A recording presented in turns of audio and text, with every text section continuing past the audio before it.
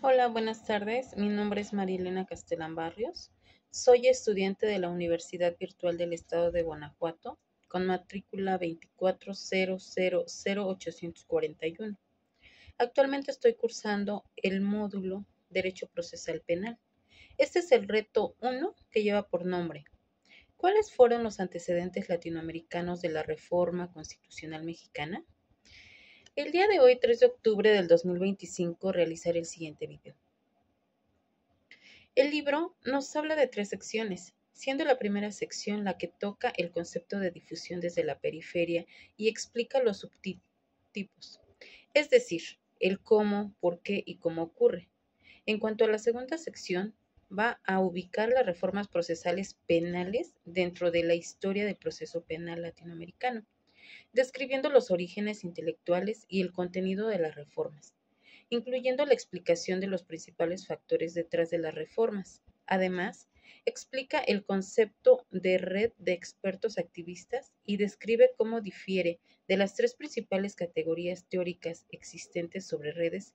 Y por último, la tercera sección expone cómo las reformas pueden ser caracterizadas como un caso de difusión desde la periferia y refuta un número de posibles cuestionamientos a esta caracterización.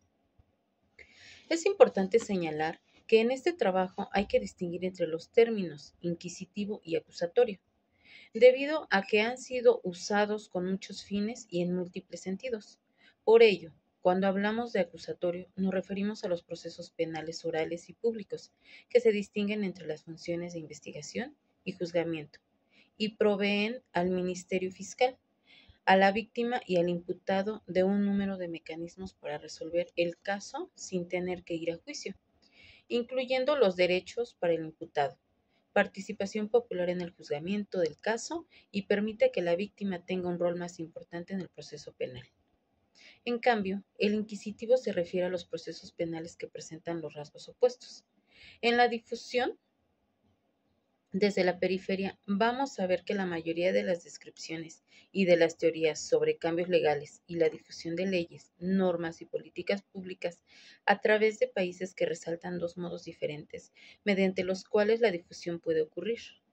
Siendo la primera las descripciones y teorías que enfatizan no la direccionalidad geográfica, sino los temas, procesos e incentivos comunes que en los estados y actores domésticos enfrentan y que pueden llevarlos a adoptar leyes, normas y políticas públicas similares.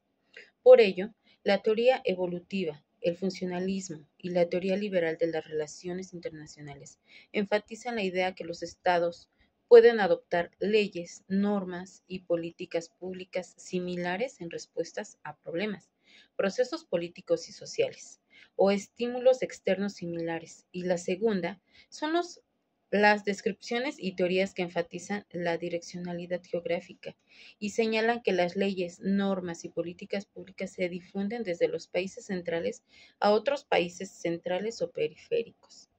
También veremos la difusión de leyes, normas y políticas públicas desde los países centrales a los periféricos. En los países centrales pueden influenciarse recíprocamente respecto de la adopción de leyes, normas y políticas públicas, así como competir entre ellos para influenciar a los países periféricos. Pero los países periféricos y sus actores están limitados a ser receptores de las leyes, normas y políticas públicas que son producidas y diseminadas desde los países centrales. Y es por esto que lo que ocurre en países periféricos es relevante solo para entender de forma particular las leyes, normas y políticas públicas difundidas en estos países periféricos, no para entender el proceso de difusión global o regional. En cuanto a la difusión horizontal o semi-horizontal, desde la periferia, las leyes, normas y políticas públicas se difunden desde actores en países periféricos o semiperiféricos a otros países periféricos o bien semiperiféricos, sin participación sustancial de actores de países centrales, debido a que el proceso de difusión puede ser representado directamente. En el caso de la difusión triangular desde la periferia, actores en países periféricos son los autores intelectuales y juegan un rol crucial en la difusión de leyes, normas y políticas públicas a otros países periféricos.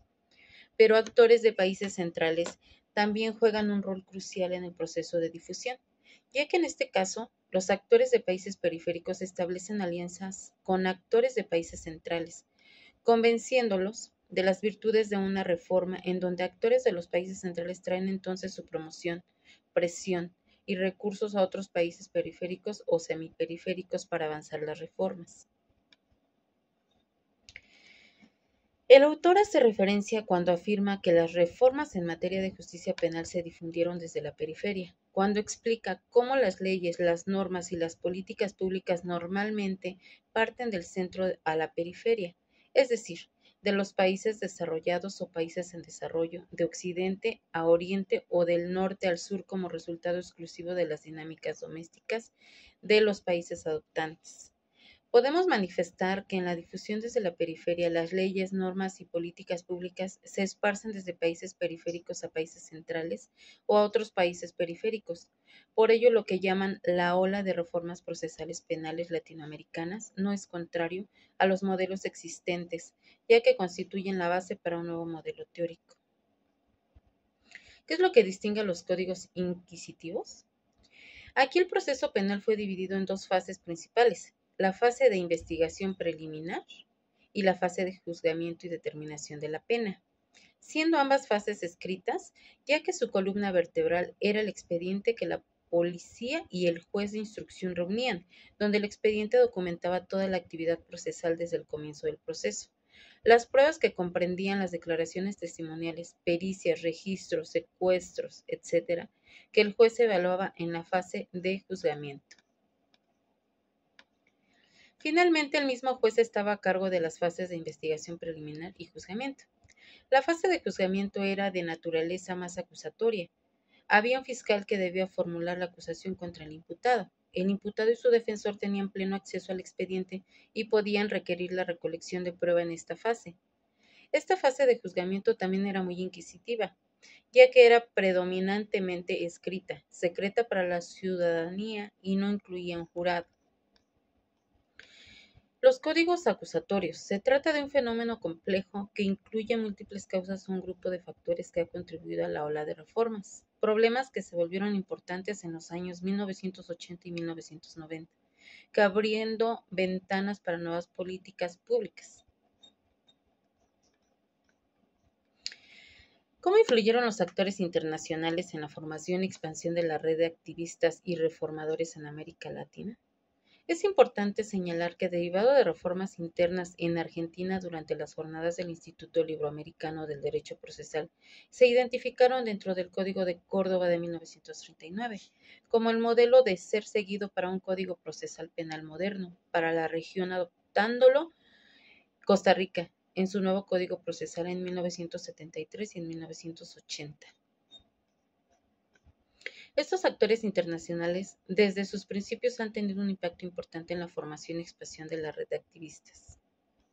Podemos decir que las formas en que han influido son el financiamiento y apoyo a las organizaciones internacionales y gobiernos extranjeros, proporcionando apoyo económico como el financiamiento e intervención logística a grupos, activistas y reformadores en América Latina. Como cierre, en mi opinión, después de estudiar las ideas de Langer, analizando la relación, las reformas constitucionales en materia de seguridad pública y justicia penal en México se reflejan en el sistema basado en en las garantías individuales, ya que las normas respeten los derechos humanos de la víctima, ofendido y del imputado, ya que es parte de la presunción de inocencia para éste. También lo vemos en que es un sistema donde se rigen los principios de publicidad, contradicción, concentración, continuidad e inmediación con las características de acusatorio y oralidad. Además, prevé emplear mecanismos alternativos de solución de controversias que procuran asegurar la reparación del daño de las víctimas de un delito sujetas a supervisión judicial, alcanzando el objetivo de lograr que la víctima de un delito esté protegido y que el inculpado se responsabilice de sus acciones, reparando en lo posible el daño causado. Eso es todo. Muchas gracias.